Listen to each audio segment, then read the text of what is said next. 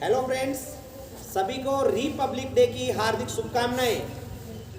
और इस Republic day पर मेरे जीवन का अब तक का सबसे बेहतरीन वीडियो मैं अब शेयर करने जा रहा हूं, जो महसूस किया है और जो दुनिया में पिछले कुछ समय से लगातार और अनवरत घटित हो रहा है, उसी के ऊपर ये वीडियो है, जिसका नाम है स्ट्रेस और डिप्रेशन से कैसे मुक्ति पा सकते हैं और क्या होता है स्ट्रेस और डिप्रेशन। और इस वीडियो को सुनने के बाद में आप सभी से मेरी इस रिपब्लिक डे के माध्यम से विनती है, गुजारिश है, प्रार्थना है कि आप इसको ज़्यादा से ज़्यादा लोगों तक पहुंचा करके उनके जीवन से स्ट्रेस को और डिप्रेशन को कैसे दूर कर सकते हैं। क्योंकि संसार में किसी ना किसी व्यक्ति को कभी ना कभी किसी भी समय स्ट्रेस और डिप्रेशन हो सकता है। क्या होता है स्ट्रेस और डिप्रेशन? अभी हमने कोटा के अंदर स्टूडेंट्स को फांसी के फंदे तक झूलते हुए देखा, या अखबारों में पिछले कुछ दिनों से ज़्यादातर सुर्खियां बनती है। और मैं रिपोर्ट की बात करता हूं तो 2021 के अंदर जो WHO है, वर्ल्ड हेल्थ ऑर्गेनाइजेशन, उसकी रिपोर्ट के अनुसार अकेले भारत देश में 1,65,000 लोगों ने डिप्रेटिव होकर के या स्ट्रेस में आकर के अपने प्राण दे दिए, अर्थात उन्होंने अपने आप को खत्म कर लिया। तो आज इस सब पे मैं बात करूंगा कि क्या हमें प्राण दे करके ये सब कुछ छुटकारा पा लेना चाहिए, या फिर जिंदगी को एक नेक्स्ट लेवल पर ले जा करके हमें रिकवर होकर के कुछ बड़ा करना चाहिए। ऐसे कुछ उदाहरण मैं आप लोगों के सामने प्रस्तुत करूंगा, जिससे आपकी जिंदगियां बदलेगी। और जिंदगी में मैं इस बात की गारंटी देता हूं कि इस वीडियो को सुनने के बाद में आने वाले समय में आप जिंदगी में कभी भी सोचेंगे भी नहीं कि अपने को तनाव में आकर के ये कदम उठाना है। तो लीजिए, बिना आपका समय खर्च किए मैं सीधा अपने पॉइंट पर आता हूं। क्या होता है स्ट्रेस, डिप्रेशन? देखिए मित्रों, ये 3 प्रकार का होता है। ये फिजिकली हो सकता है, ये भावनात्मक हो सकता है, और ये मनोवैज्ञानिकात्मक भी हो सकता है। कैसे? एक बहुत बड़े उदाहरण के माध्यम से समझते हैं। इसमें कहीं ऐसा कोई नहीं है, कोई रेशो ही नहीं है। कई लोग ये कहते हैं कि जिनके घरों में गरीबी होती है वहां पर स्ट्रेस या डिप्रेशन ज्यादा होता है। विज्ञान भी इस बात को खारिज कर चुका है। और मैं जो उदाहरण आपके सामने पेश करने जा रहा हूं, उसके बाद में तो शायद सोचेंगे भी नहीं कि ऐसा हो सकता है। महान एक्ट्रेस इंडिया की दीपिका पादुकोण का उदाहरण मैं यहां देना चाहूंगा, जिनको 2014 में स्ट्रेस आ गया था। और दीपिका पादुकोण उस समय उनकी फिल्में हिट हो रही थी, शीर्ष पर थी, पारिवारिक जीवन बहुत अच्छा चल रहा था, पैसे की तो कोई कमी थी नहीं। उसके बावजूद वो स्ट्रेस की शिकार हो गई और एक दिन अपने घर पे सुबह सुबह जमीन पर गिर गई। सौभाग्य था कि वहां पर उनके काम करने वाले थे, उन्होंने उनको उठाया और हॉस्पिटल पहुंचाया।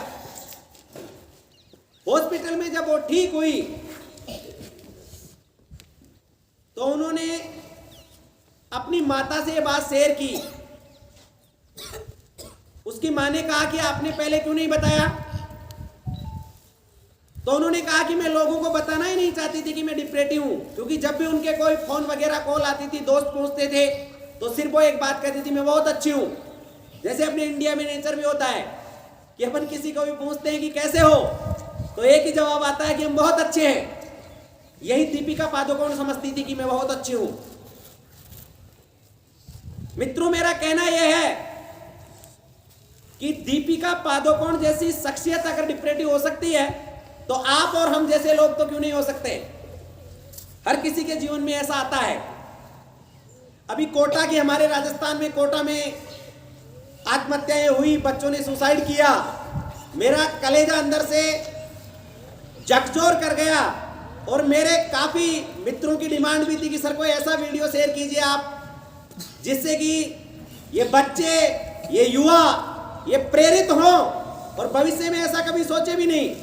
तो मैंने उसका रिपब्लिक चुना कि उसी दिन हम इस बात को शेयर करेंगे।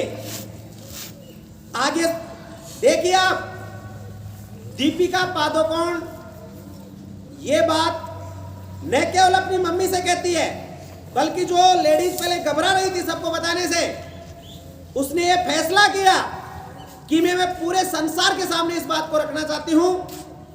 और उन्होंने अपना खुद का एक जो एनजीओ होता है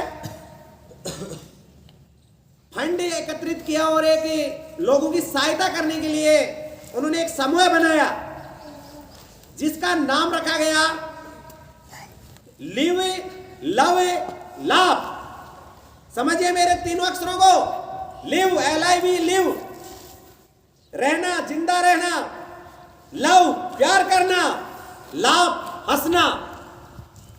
अपना जो उन्होंने ऑर्गेनाइजेशन खड़ा किया उसका नाम रखा और उसके बाद में उन्होंने लाखों लोगों की जिंदगियों में डिप्रेशन को खत्म किया। जो महिला पहले किसी को बताना नहीं चाहती थी, ताजुब करोगे, वर्ल्ड हेल्थ ऑर्गेनाइजेशन द्वारा जो उनके डायरेक्टर थे मिस्टर रेडसो, उन्होंने दीपिका पादुकोण को सम्मानित किया बाकायदा वर्ल्ड हेल्थ ऑर्गेनाइजेशन के लिए। जोरदार तालियां बजानी चाहिए कि लोगों के सामने आकर के उन्होंने बताया कि ये जिंदगी में किसी को भी हो सकता है, कभी भी हो सकता है, किसी भी समय हो सकता है। ये कोई जरूरी नहीं है कि डिप्रेशन सिर्फ बच्चों को हो या युवाओं को हो या बुजुर्गों को हो या गरीबों को हो, तो ये एक बीमारी है। तो मैं आपसे कहना चाहता हूं, यदि आपके कोई बीमारी हो गई, हो सकता है आपकी टांग में गड़बड़ हो गई, तो आप क्या बीमार होने की वजह से उस टांग को काट देंगे? यही क्वेश्चन है मेरा। तो आप अगर डिप्रेटिव है तो क्या आप अपने आप को खत्म करना इसका कोई सच्चा, सही और अच्छा उदाहरण है? नहीं मित्रों। तो फिर क्या करना होगा समझिए।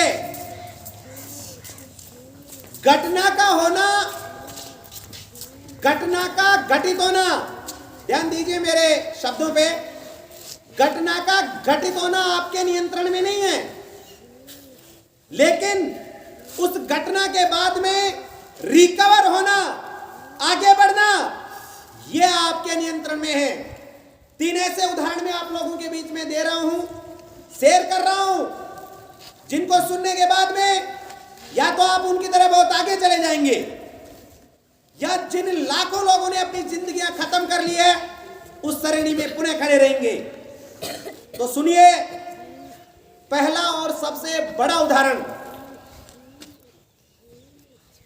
1919 की घटना है। चार्ल्स थॉमस एडविन, करोड़ों रुपए की फैक्ट्री थी, उसमें आग लग गई। उस पर थॉमस एडविन का कोई नियंत्रण नहीं था। जब फैक्ट्री जल रही थी, उसके पिता, जो चार्ल्स के पिता थे एडविन, उनको चार्ल्स ने बताया, पापा जी अपनी फैक्ट्री जल रही है। एडविन ने हंसते हुए कहा, बेटे तेरी मम्मी को बुला, तेरी माताजी को बुला, तेरी मदर को बुला, क्योंकि वो ऐसी आग दोबारा कभी नहीं देख पाएगी। वो ऐसी आग कभी नहीं देख पाएगी। कौन था ये? Thomas Edwin. ये वो व्यक्ति था जिसने इतना रिसर्च किया था, उस रिसर्च के पूरे चीजें वहां पर थी जो आग में जल रही थी। और वो व्यक्ति उस समय 67 वर्ष का था। तेरी मम्मी को आग की बोल लपटे दिखा, क्योंकि ऐसी करोड़ों की आग वो कभी दोबारा नहीं देख पाएगी। वो व्यक्ति शाम को कॉन्फ्रेंस करता है और घोषणा करता है कि मेरी 67 साल की कमाई जली नहीं है, मैं कल से नई शुरुआत करूंगा और आने वाले 5 साल में वो वर्ल्ड का सबसे बड़ा व्यक्ति, सबसे रिचेस्ट पर्सन बन जाता है। जोरदार ताली उसके लिए हो जाए। दूसरा और महत्वपूर्ण उदाहरण, क्योंकि आज देश की बात हो रही है, आज हम गणतंत्र दिवस मनाने जा रहे हैं, तो उस व्यक्ति को हम कैसे भूल सकते हैं। मोहन नाम का एक व्यक्ति जो ट्रेन में सफर कर रहा था, अंग्रेजों ने यह कहकर के धक्का मार के ट्रेन से फेंक दिया कि एक क्लास के अंदर इंडिया का ये बच्चा, इंडिया का ये व्यक्ति एक क्लास श्रेणी में सफर नहीं कर सकता। ये हमारे अंग्रेजों के लिए बनी है। उस मोहन नाम के बच्चे ने, वो बच्चा और कोई नहीं, मोहनदास करमचंद गांधी कहलाया। जोरदार तालियां बजाइए उनके लिए। उस दिन ट्रेन से फेंकने के बाद मोहनदास ने कसम खाई थी कि अंग्रेजों, आपने मुझे ट्रेन से फेंका है, मैं शपथ लेता हूं मैं आपको देश से फेंक दूंगा। और आज हम जिस आजादी में जी रहे हैं, तो वो मोहनदास करमचंद गांधी जी की वजह से जी रहे हैं। जोरदार तालियां उनकी। वो डरे नहीं, वो घबराए नहीं, वो अंग्रेजों की तरह रोजने नहीं रोए, वो आम लोगों की तरह स्ट्रेस में नहीं आए, बल्कि उन्होंने प्लान किया और देश को आजाद करवा के रहे। तीसरा और महत्वपूर्ण उदाहरण, भगवान राम, क्योंकि धार्मिक भी हो जाना चाहिए। भगवान राम को जब वनवास दिया गया, तब उनका नाम राजा राम था, और जब उनके माता पिता ने उनको वनवास दिया, तब उन्हें केवल 8 शब्द बोले। आज यदि किसी को ऐसी बात कह दी जाए, तो बच्चे छोटी छोटी बात पे स्ट्रेस में आ जाते हैं। मैं यहाँ राम के माध्यम से समझाना चाहता हूं कि आज बच्चे छोटी सी बात पे, अगर टीचर ने बच्चे को डांट दिया कि गधा तू कुछ नहीं कर सकता, अगर ऐसा वर्ड यूज हो गया, तो बच्चा परेशानी में आ जाएगा, स्ट्रेस में आ जाएगा, घर वालों को जाकर के टीचर के खिलाफ भड़का देगा।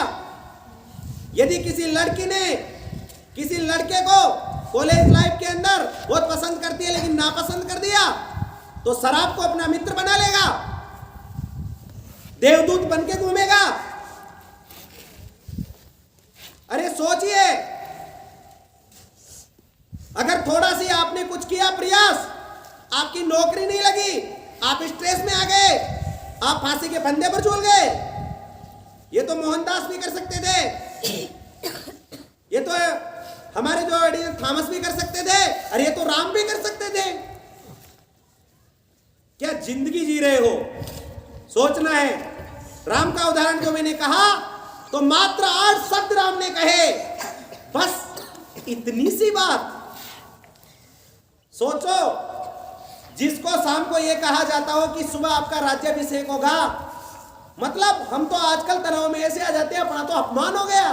अरे वहां तो पूरा राजकाज जा रहा था, उस व्यक्ति ने कितनी सहजता से, जितने भी मेरे वीडियो को देख रहे हैं, मैं पूछना चाहता हूं कि राम की कहानी यदि आपने सुनी है, पढ़ी है, रामायण को अगर आपने गले से उतारा है, जहन में देखा है, एक जगह मुझे राम के चेहरे पर कभी नाखुशी बता दो। हंसते हुए कहा, बस इतनी सी बात। और परिणाम देखिए क्या होता है। जब भगवान राम राजा राम बन के वनवास गए थे, 14 वर्ष के बाद जब वापस लौटते हैं, तो मर्यादा पुरुषोत्तम श्री राम बन के वापस आते हैं। यह है कहानी। वीडियो के माध्यम से कहना चाहता हूं, मैं खुद मान रहा हूं वीडियो थोड़ा लंबा हो रहा है, लेकिन जब लंबी चीज आपको जिंदगी में अपनानी पड़ेगी, तो बड़ा बनने के लिए ज्यादा कानून को खोलना ही पड़ेगा।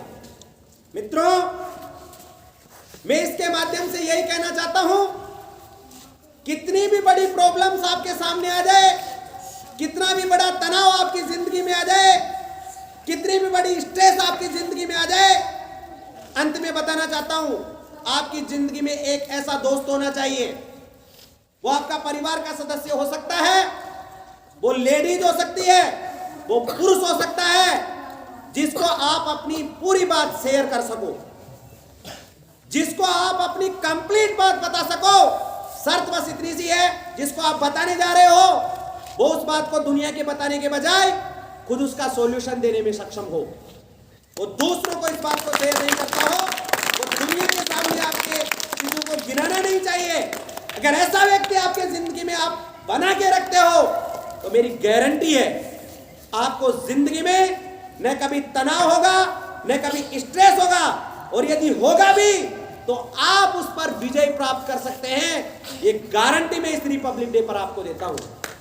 मित्रों, उम्मीद है वीडियो बहुत अच्छा लगा होगा।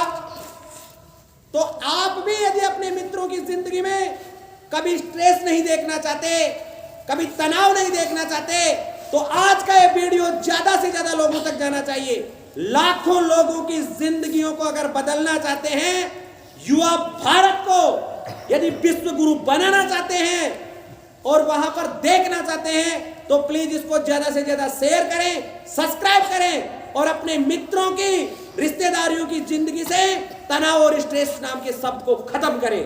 जय हिंद, जय भारत। तभी 7 रिपब्लिक डे मनाने के हम साक्षी बनेंगे। धन्यवाद।